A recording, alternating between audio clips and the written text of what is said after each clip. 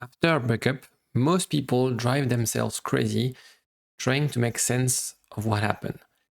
Every word, every emoji seems to be something that we need to decode, things that will give us a purpose, a sense. You know, our brains are wired for certainty. And when we are confused, we create stories. The problem is, those stories are usually wrong. And in this video, I want to explain how you can stop guessing and start testing for real. I'm going to share with you 3 major things that we need to debunk should you want to move forward, should you want to make sense of this situation. How can you stop ruminating on things, being anxious because of those lack of information about this breakup? By the end of the video, you'll feel empowered, you'll feel equipped with things you can action today to feel better, to move forward, to gain clarity and stop guessing. So why are you spiraling? It's called the gap reflex. When we are not sure about something, when it's confusing, when there's ambiguity, your brain will automatically seek relief. I need to find an answer. You know, the cliffhanger after a story, I need to know the end. What we think is that if I'm relieved, if I get this piece of information, I'm going to be fine, right? So chasing this narrative will make me feel happier, balanced, calmer, etc. The problem is, especially in the context of breakup, we act on feelings, right? The problem is, what you have to do is to act based on facts. So it's about, rather than just being a slave of your emotions, of your own internal experience, how can I zoom out, take some time and distance to really assess the situation and measure things not based on my assumptions, my fears, but based on what I see, what I can measure. Before I explain my methodology, I'm going to list out the 3 major traps that people fall into. The first one is the need for closure. Again, it's this idea, I want to make sense of things. This breakup doesn't make sense. We had something special. It felt like we didn't finish something. And therefore, that closure, this conversation will allow me to feel less anxious. As I said, your brain wants relief, but that's not what will give you that power in terms of healing, in terms of understanding. Seeking closure in a sense of like, it's the only thing that will ease my pain, it's the only thing that will give me answer, will backfire because you will ruminate on things, ruminate on an idea that is, by the way, and sorry to burst a myth, that conversation will disappoint you. The thing that you might hear from your ex will probably not give you any form of closure and will probably leave you even more confused, right?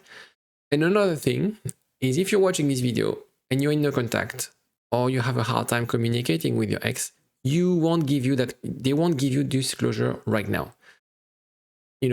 Facing, their acts, having a difficult conversation is not something you can do right after a breakup.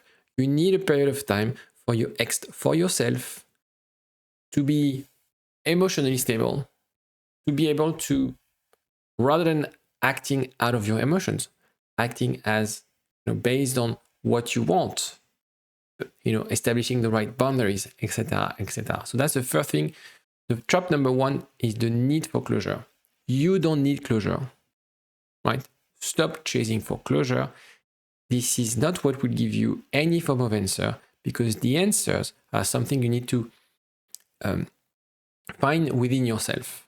Yes, you can use your ex, and when I work with my client and I explain the protocol that you can apply yourself, yes, you need your ex to make sense of things. But most of the answers, they have to be found first. Then you test with your ex. The trap number 2 is the confirmation bias. The cognitive bias is very well researched. It's making an assumption and disregarding things that will counter this assumption. So it's basically filtering in and out things based on how you see the world. And usually it's based on your fears, based on your insecurities.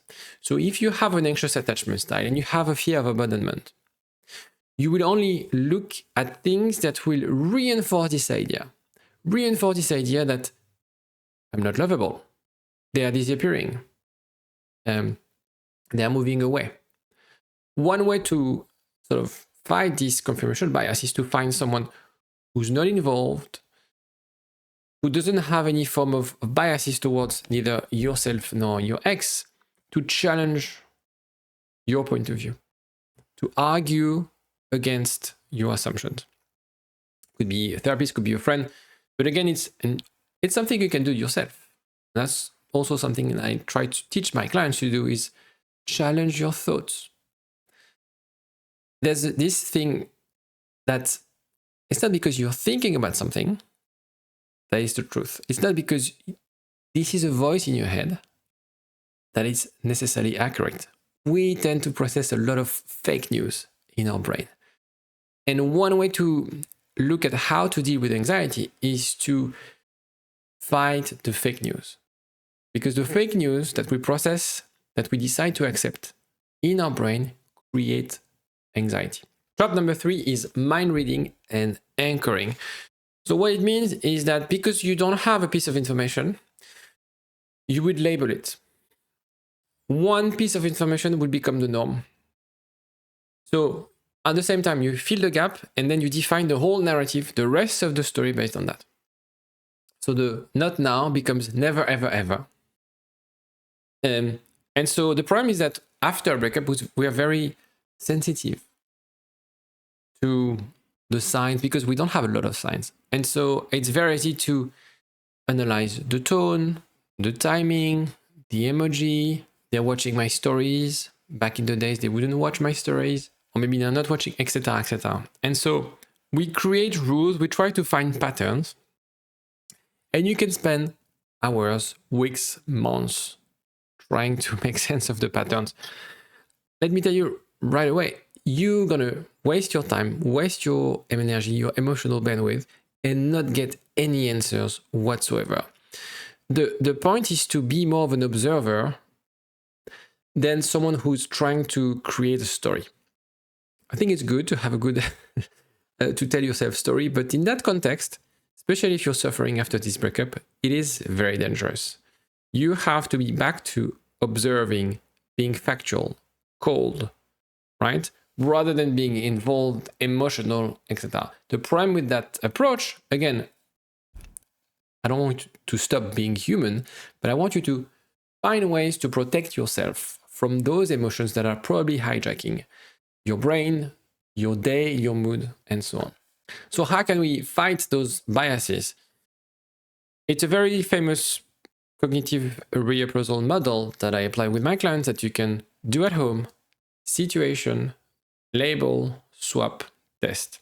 So label the trap, relabel what's going on, label the bias, whether it's a bias around closure, it's around confirmation, around mind reading. And you swap, right? Initially, you would do situation, label, swap, and you don't know, right? It's automatic, it's unconscious. The point is to bring this to your awareness and try to find another narrative, try to find another way of answering, another voice, another story. And then you test. I'm all about testing, assessing. In those situations, especially in human science, in psychology, you have the theory, right? Great. But when it comes to relationship, it's about like, if I do this, how would my ex respond? How would my partner respond? And then I measure, and then I make another iteration. So the problem that I see with people who are seeing, for example, a therapist, not that their therapists are not helpful, but the problem is that as they work one-on-one, it feels like your personal development has nothing to do with the relationship you have with others, right? And so that's why a lot of therapists will sometimes push people apart because there's this implying narrative that you cannot work on yourself while you work on the relationship. For me, it's like hand in hand. When you work on the relationship, you need to work on yourself.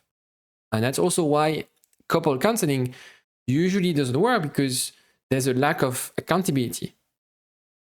The best is when you have one-on-one counseling and relationship counseling, because what you learn about yourself, you can apply in the context of the relationship, right? By saying this, I'm not saying everyone should see a therapist for the rest of their life with a spouse, with yourself. I think it's about learning a new skill set, fighting those assumptions, creating what I call, or developing pragmatic empathy. I know myself better, so I can understand my partner better. And if he or she does the same, we will be able to connect.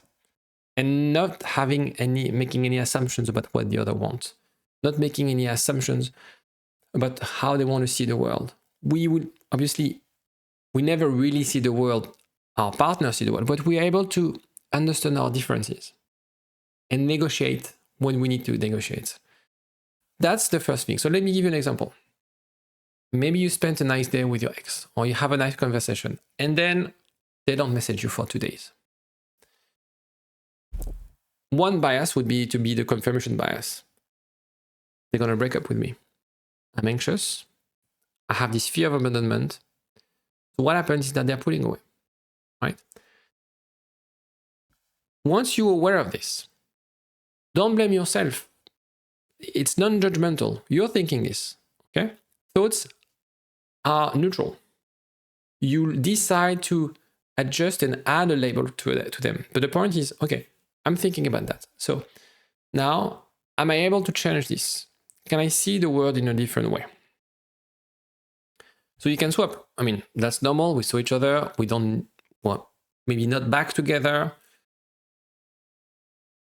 One visualization you can use is like, how would a secure person or a secure relationship, what would they do? And so you can conclude, well, that's not the end. We don't know, right? Accepting, that's also something we need to learn. I think it's almost like a generational thing. Accepting that sometimes we don't know. And accepting that for a short period of time, we won't be able to know. And so the point here is to test. Okay, I'm testing this hypothesis. It's fine. I'm going to, rather than complain, rather than have this kind of protest behaviors towards my ex, towards my partner, I'm going to send something neutral in 2-3 days. Something social. And I'm going to measure. Hope your week's okay. Thursday, good for that meetup or whatever. So you shift from, it's the end of the world, I'm going to suffer again, to, hold on. This is one story. I don't know. I don't know because I'm not in their mind. I'm not in their shoes. Yes, of course. In that case, you would have sent that message. In that case, you wouldn't have waited 2, 3, or 4 days before sending a message. But the point is not, this is very important, the point of building a healthy relationship is not to assume that your partner will do things the way you do things. It's not to assume that your partner will see the world the same way you see the world. Right? That's the idea of pragmatic empathy. Now, your job is to educate them, teach them how you see the world without being confrontational, right? At this stage, it's about like, again, super neutral and not judgmental. As you build intimacy with them, you can teach them, this is how I see the world. This is how it affects me. The problem with when you deal with a breakup, you can't have those conversations right away, right? So you build intimacy first, and then you try to repair. Most people try to do everything at the same time, and that becomes very messy. If your partner is avoidant, it's a guarantee that you're never gonna repair anything, because they will feel triggered. And when an avoidant feels triggered, what do? They withdraw, they disappear, they ghost you. So the point of that, and it's a method that I use with my clients, is clarity ladder or intimacy ladder. The end goal is to have those conversations that I discussed. is to repair, is to be emotionally open. You can't get that with an avoidant right away. The point is to build that intimacy step by step. You start with logistics, we start with small talk. Neutral, very cold, it's boring. I do agree, but that's not the point. The point is just to be around. And then you do, maybe it's a text, you start with the text, voice notes, calls, meetup, etc. You increase slowly but surely. And the first meetup is just a coffee, and then you go for a walk, and then you maybe do an afternoon together. The point is, again, on those moments, you're creating momentum. And it's by having those successions of meetup, of conversations, that you and your partner will feel more secure. And will shift from a mindset of like, we can't understand each other. We're so different. We have different needs, to a point of like, we're a team. Or at least we can try to brainstorm how we want this relationship to be. My advice, if you have an anxious attachment style, is to always mirror the intensity. Because there's always a tendency to escalate to, okay, they gave me this, okay, I want more, so I'm going to give more. Because I want to show them how much I love them, because I want to show them how much I can invest. That's not the point. That's not what will attract an avoidant partner. Okay, so always mirror. It's helping them to feel secure. And it's also helping you internally not to be disappointed. Right? Because if you go all in and they don't give back, you're going to build resentment. And that's why also in some context, anxious partner end up dissatisfied with the relationship because they feel, I'm doing everything in the relationship. And I always give more, expecting that this will change the narrative. It's not a question of effort. It's a question of understanding. As I discussed before around the pragmatic empathy, it's about this idea of, I need to understand how they function. They need to understand how I function. And then it's not a question of effort. If you know how things work, sometimes you put a lot of effort into doing something that delivers no results, no outcome. And it's just a question of like, if I put this amount of effort, usually it's exactly like the Pareto rule. In a relationship, it's the same. What you're doing right now is you're doing 80% of effort, delivering 20% of outcome. I can guarantee that there's something you're doing that if you just apply 20% of effort, you get 80% of result. And this 20% of effort is like building that secure base. It's not very difficult. It's different that it's a skill that everybody should master, that we should probably learn at school. That's another story. But once you do that, relationship becomes easy. So don't get me wrong, things could remain unclear for a while. What you should not do, if I should remind you of that, the midnight essays, the message that you send at night when you're at home and feel lonely. Sending 20 messages. So sometimes people send me the screenshots they have with their ex, and I see like the thread, like 20 messages on their end, like one on. The element of decoding every message, like what have they told? People would upload their message to ChatGPT and asking them to make sense of things.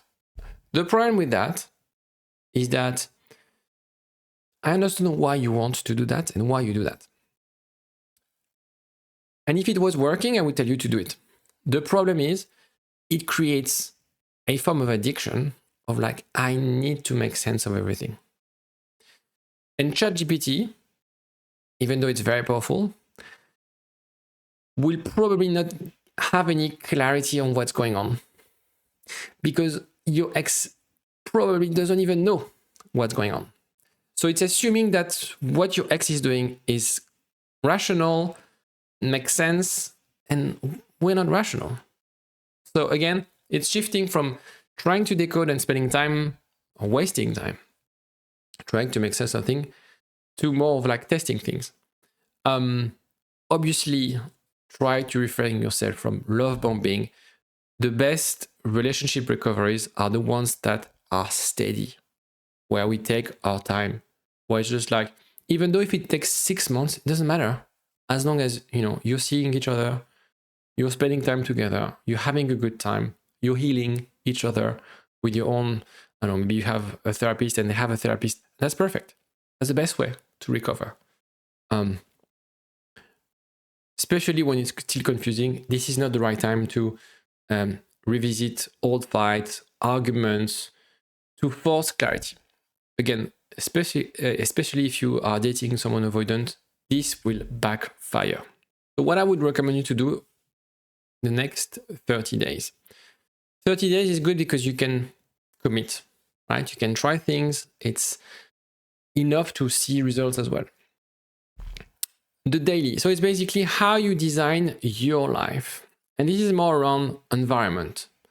So obviously, and again, it sounds very cliche. It sounds like, okay, sleeping, eating, being active, etc. The reason it's important is because that will also affect your nervous system.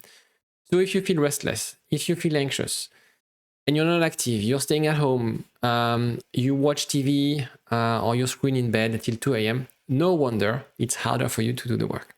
So the environment plays an important role. It's not enough, but it plays an important role. Then there's the social element of like finding things you can, look forward to, whether it's a hobby, meeting people, etc. Then you have the cognitive reprisal, which is around shifting rumination to routine, shifting things. I put walk, gym, cook, but it could be something else. Could be journaling as well. And then it's about tracking your mood, tracking your sleep, tracking the rumination, tracking the triggers. I have a group. I love to track everything, and I track everything with my clients. The reason it's important to track things is because, again, we are testing. When you test something, you need to accept. So there's two things. You need to accept that we don't know what will happen. So again, we have to accept an element of uncertainty and being okay with it. And the reason we're okay with it is because we will measure. So when I work with my clients, of course, I have a lot of experience and I know more or less what will be the outcome.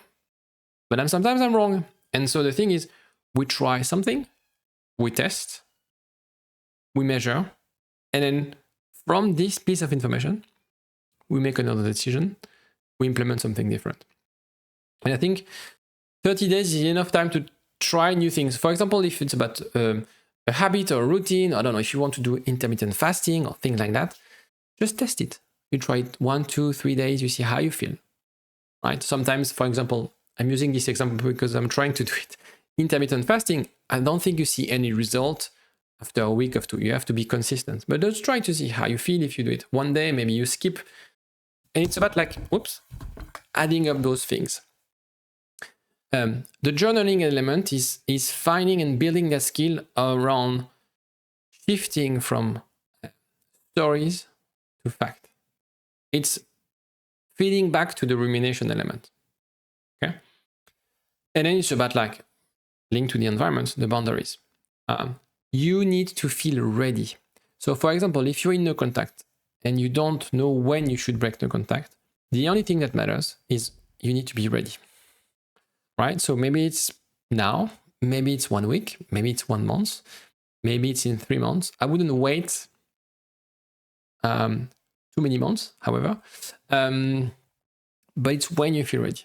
Because if you're not ready, you will be triggered easily. You will feel emotional.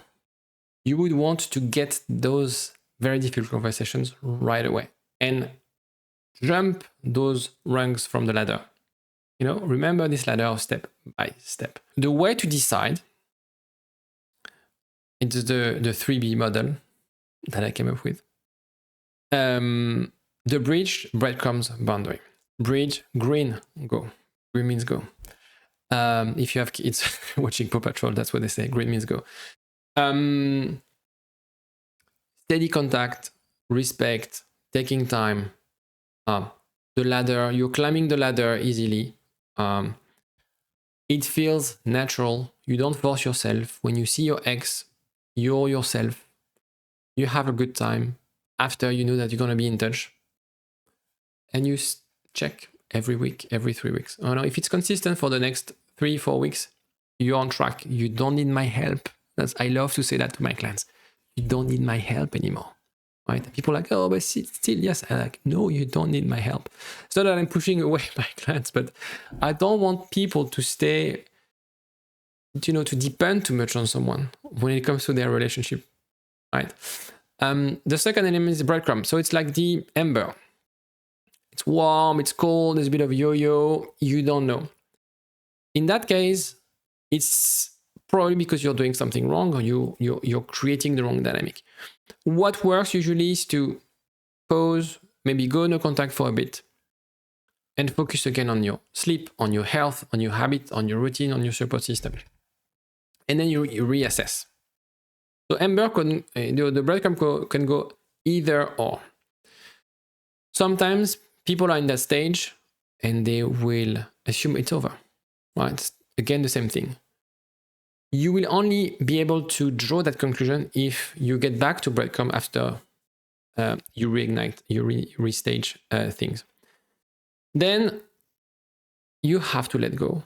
When you have a problem of boundaries, when you clearly explain what you wanted, you know that you haven't pressured them, you know that they don't understand, you know that they don't take accountability, that you're the only adult in the room, that you've lost trust and patience in the idea that they could make you happy. This is where you have to let go. I think the hardest part is the orange one, the amber one. When I work with my clients, when they're in the red one, it's not painful anymore because they've done the work, because they have a clarity on what they want. Letting go is fairly straightforward. Yes, it's disappointing. Yes, they would have hoped for another outcome, but they can live with it. The challenge is like staying too long in that amber zone. That's why you need to go back to no contact, reassess things, reflecting things on your own, not decoding the messages, etc., and then start again. You shouldn't be doing amber, pull back, amber, pull back 20 times. You just do it once or twice. That's it. Right? I don't want you to waste time trying to recover a relationship where you clearly see that your partner, your ex, is not investing, is not committing.